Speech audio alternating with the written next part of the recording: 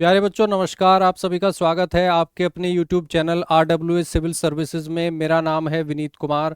आज मैं आपके लिए एक छोटी सी वीडियो लेके आया हूं जो इन्फॉर्मेटिव है, इंस्पिरेशनल है और मोटिवेशनल कंटेंट के साथ है। आप थंबनेल देख पा रहे हैं, यहाँ पे लिखा हुआ है इंसल्ट इज गुड, यानी अपमान अच्छा होता है। अब आप सोच रहे होंगे कि अपमान तो एक ऐसी चीज है जिससे हर कोई बचना चाहता है, तो अपमान अच्छा कैसे हो सकता है।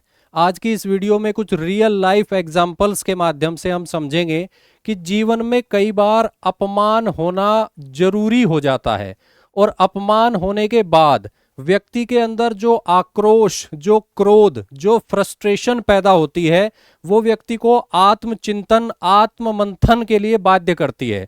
और उसके बाद कुछ व्यक्ति इतना बड़ा परिवर्तन अपने जीवन में ला पाते हैं कि उससे समाज पर, देश पर और दुनिया पर काफी सकारात्मक प्रभाव पड़ता है। आज की वीडियो में हम कुछ ऐसे ही व्यक्तियों यानी कि महान व्यक्तियों के बारे में पढ़ेंगे जिनके जीवन में किसी न किसी पल महान बेइज्जती उनकी हुई और उस बेइज्जती ने उनके जीवन को पूरी तरह से बदल दिया। उन्होंने अपने आप के लिए नए लक्ष्य तय करे और पूरे डिटर्मिनेशन के साथ उन लक्ष्यों को प्राप्त किया।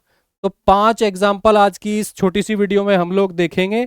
स्टार्ट करते हैं। पहला एग्जाम्पल, ये व्यक्ति जो है इनको आप पहचान पाओगे। जिस समय ये हुए थे उस समय कैमरे तो नहीं होते थे, तो इनका एक पेंटिंग ही मैं ला पाया हूं आपके लिए। ये हैं विष्णुगुप्त, जिनको हम कौटिल्य के नाम से भी जानते हैं या फिर कह सकते हैं चाणक्य।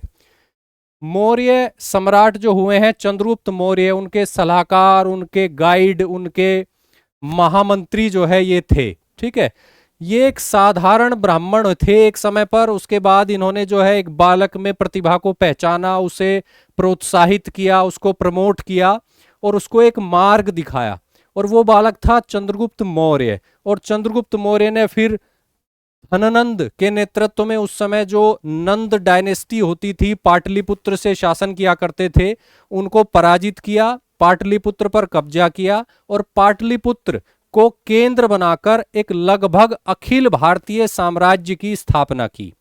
और कुल मिलाकर विष्णुगुप्त या कहें कि चाणक्य के सहयोग से चंद्रगुप्त मौर्य ने उस प्रक्रिया को पूरा किया जो जनपद से शुरू हुई, महाजनपद पर पहुंची और उसके बाद एक साम्राज्य के रूप में दिखी, सामने आई।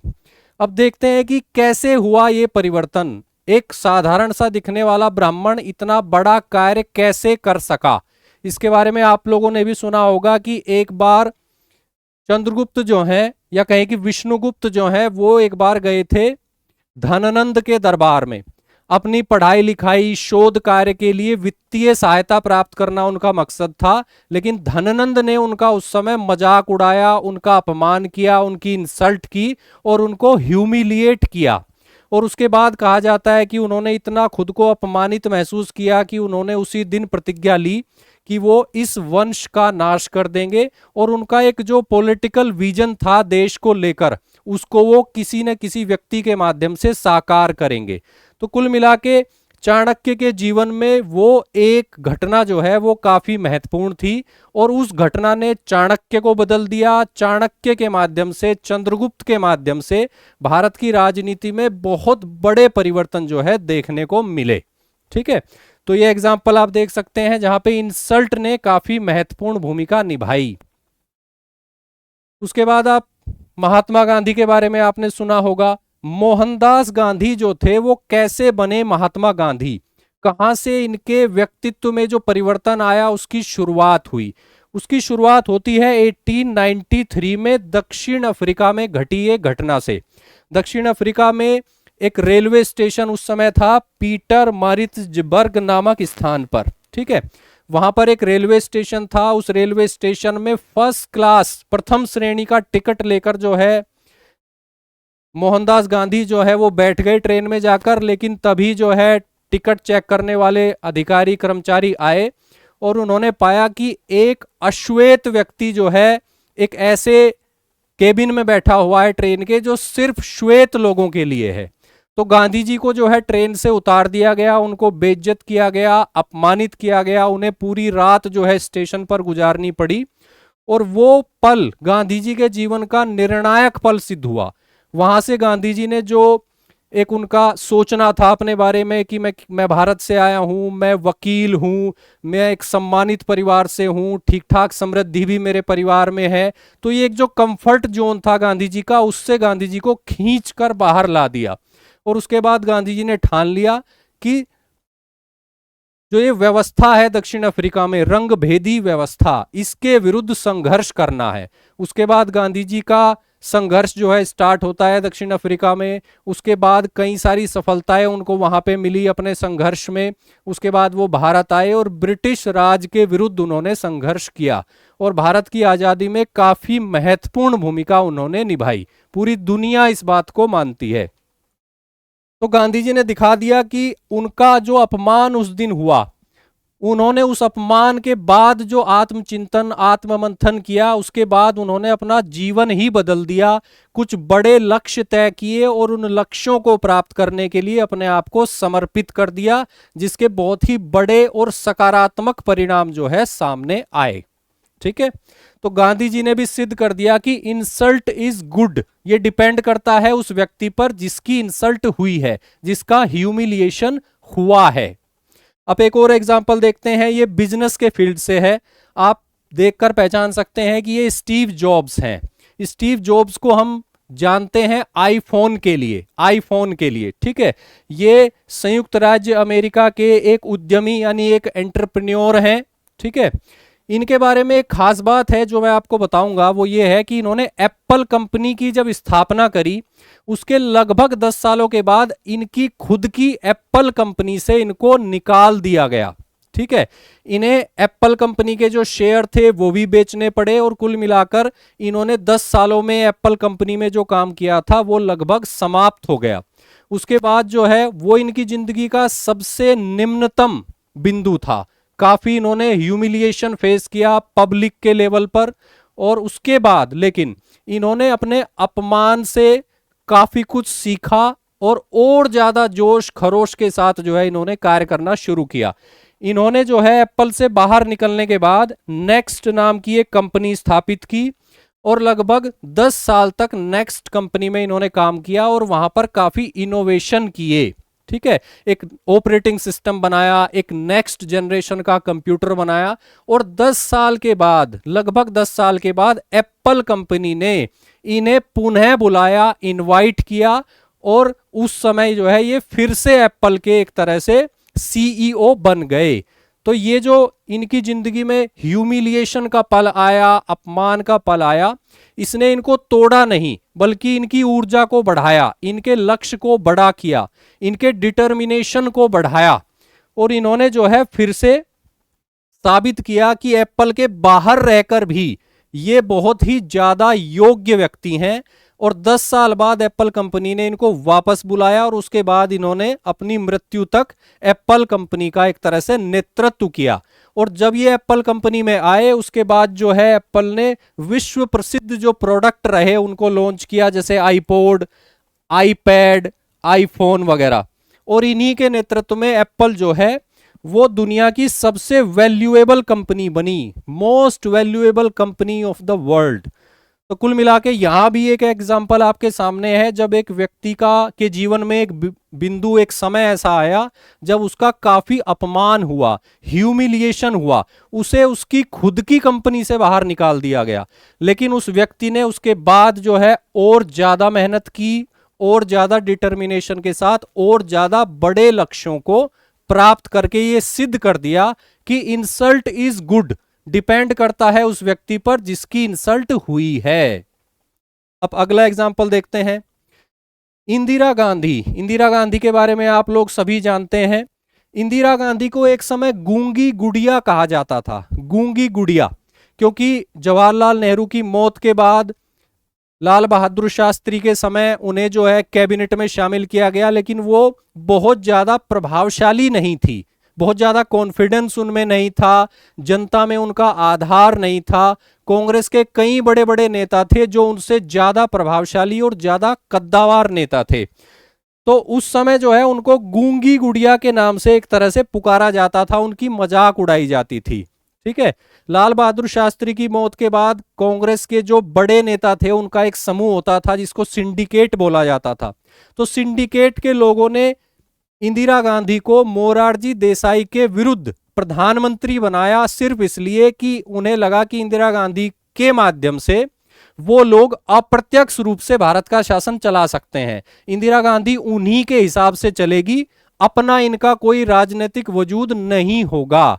लेकिन वहां से, उस दौर से, जब इन्हें गूंगी गुड़िया कहा जाता था, डम्ब डोल इनको कहा जाता था, इन्होंने जो है अपने व्यक्तित्व में परिवर्तन लाया, इन्होंने जनता से सीधा जुड़ने का फैसला लिया और कई सारे लोकप्रिय फैसले इन्होंने लिए, जैसे गरीबी हटाओ का नारा दिया, बैंकों का राष्ट्रीयकरण किया, जो रियासत थी उनके जो रजवाड़े वगैरह थे उनके जो प्रीवी पर्स होते थे उनको समाप्त किया और इसके माध्यम से जनता से ये डायरेक्टली जुड़ी, अपना जनाधार बढ़ाया। ठीक है, और इसी दौरान एक पल ऐसा भी आया जब सिंडिकेट के जो नेता थे, सिंडिकेट के जो सदस्य थे, उन्होंने इनको इनकी पार्टी से बाहर निकाल दिया। इनको एक अलग से पार्टी स्थापित करनी पड़ी जिसका नाम इन्होंने रखा कांग्रेस आई। तो ऐसे पल इनके जिंदगी में आए जब इन्हें बहुत ह्यूमिलिएशन का सामना करना पड़ा, इनको इंसल्ट का सामना करना पड़ा, इनकी खिल्ली उड़ाई गई, मजाक उड़ाई गई। लेकिन फिर धीरे धीरे इन्होंने अपने आप में परिवर्तन किया, जनता से जुड़ी और 1971 का समय जब आया, जब बांग्लादेश वाला प्रश्न उठा, भारत पाकिस्तान युद्ध हुआ, उस समय तक ये अपने आप को अनडिस्प्यूटेड लीडर के रूप में स्थापित कर चुकी थी। तो ये जो ट्रांसफॉर्मेशन हुआ, इसमें फिर इनको जो है आयरन लेडी कहा गया, एक नेता ने इनको दुर्गा के नाम से पुकारा। ठीक है, इनको ओनली मैन इन कैबिनेट भी कहा गया, ओनली मैन इन कैबिनेट। तो कह सकते हैं कि एक व्यक्ति जिसको गूंगी गुड़िया कहा जाता था, उसका अपमान हुआ, अपमान के बाद उसने खुद में परिवर्तन किया, अपनी कार्यशैली में परिवर्तन किया और उसके बाद वो आयरन लेडी कहलाई, दुर्गा कहलाई, ओनली मैन इन कैबिनेट भी उनको कहा गया। तो इन्होंने भी सिद्ध कर दिया कि कहीं ना कहीं इंसल्ट जो है, ह्यूमिलिएशन जो है, वो एक अच्छी चीज है। वो व्यक्ति के अंदर जो बेस्ट होता है, जो पोटेंशियल उसके अंदर छिपा होता है, कई बार उसको निकालने के लिए जरूरी हो जाती है इंसल्ट, या कहे कि ह्यूमिलिएशन। व्यक्ति को उसके कंफर्ट जोन से बाहर निकालती है इंसल्ट, ह्यूमिलिएशन। एक और एग्जांपल देखते हैं। ये ब्रिटेन के पॉलिटिकल लीडर रहे हैं, आर्मी ऑफिसर रहे हैं, इनका नाम है Winston Churchill. Winston Churchill, Winston Churchill किस लिए जाने जाते हैं? विंस्टन चर्चिल जाने जाते हैं सेकेंड वर्ल्ड वॉर के दौरान ब्रिटेन को लीड करने के लिए। ठीक है, सेकेंड वर्ल्ड वॉर में 1940 से 45 तक ये ब्रिटेन के प्रधानमंत्री पद पर रहे थे। ठीक है, सेकेंड वर्ल्ड वॉर के दौरान। इनफैक्ट सेकेंड वर्ल्ड वॉर में जब ये बात आई कि ब्रिटेन को लीड कौन करेगा ऐसी कठिन परिस्थिति में, तो उस समय सभी लोगों ने, जो डिसीजन मेकर्स थे, उन्होंने इनको चुना था ब्रिटेन को लीड करने के लिए। तो आप समझ सकते हैं कि कितना इनका स्टेटस उस समय रहा होगा कि इनको चुना गया। लेकिन अगर इनके जीवन में 1940 में जब ये प्रधानमंत्री बने, उससे 25 साल पहले हम जाके देखें 1915 में, उस समय चल रहा था फर्स्ट वर्ल्ड वॉर। ठीक है ना, वर्ल्ड वॉर फर्स्ट उस समय चल रहा था और उस समय ये ब्रिटेन के नौसेना मंत्री हुआ करते थे। ब्रिटेन के नौसेना मंत्री ये हुआ करते थे।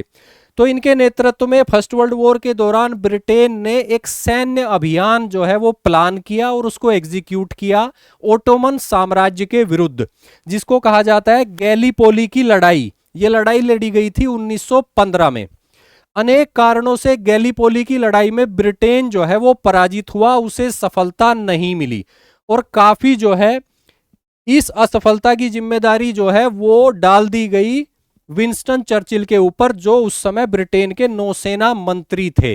इनको जिम्मेदार ठहराया गया, इनका अपमान किया गया, इनको ह्यूमिलिएट किया गया एक तरह से, और वो इनकी जिंदगी का सबसे लो पॉइंट था। ठीक है, उसके बाद जो है इनको एक कम महत्व का कैबिनेट पोस्ट दे दिया गया, उसके बाद इन्होंने उसको भी छोड़ दिया। परिस्थिति ऐसी बन गई कि इनको उसको छोड़ना पड़ा।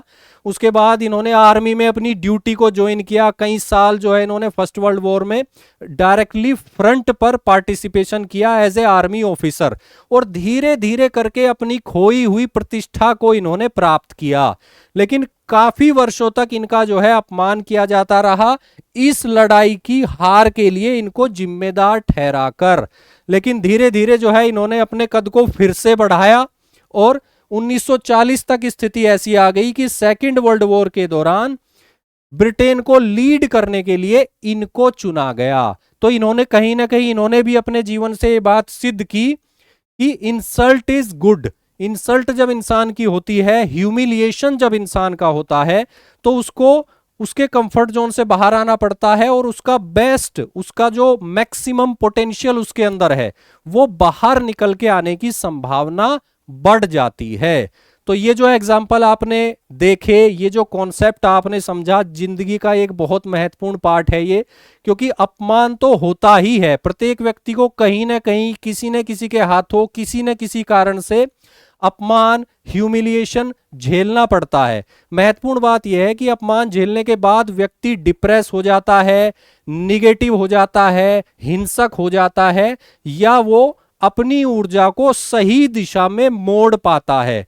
ठीक है, होना यह चाहिए कि जिस व्यक्ति ने अपमान किया है उस व्यक्ति पर कोई गुस्सा ना किया जाए, जिस कारण से अपमान हुआ है उस पर फोकस किया जाए, और वो कारण दूर करके ऐसी परिस्थिति लाई जाए कि एक दिन वही व्यक्ति जिसने आपका अपमान किया है, वही व्यक्ति आपका सम्मान करे। ठीक है, तो आज की वीडियो का मैसेज जो है आप समझ गए होंगे। वीडियो आपको कैसी लगी कमेंट करके जरूर बताना है। अगर आपको ये वीडियो अच्छी लगी तो ऐसी वीडियो जो इंफॉर्मेटिव भी हैं, मोटिवेशनल भी हैं, मैं आपके लिए रेगुलरली लाता रहूंगा।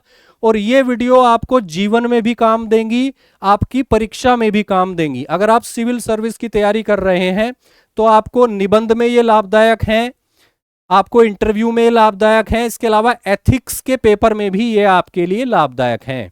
तो आज की वीडियो में बच्चों इतना ही। कमेंट करके जरूर बताना है कि वीडियो आपको कैसी लगी, और कोई ऐसा व्यक्ति आपकी जानकारी में भी हो जिसने ये साबित किया हो कि इंसल्ट इज गुड, तो आप कमेंट करके मुझे जरूर बताना। इसी के साथ आप सभी को धन्यवाद, नमस्कार।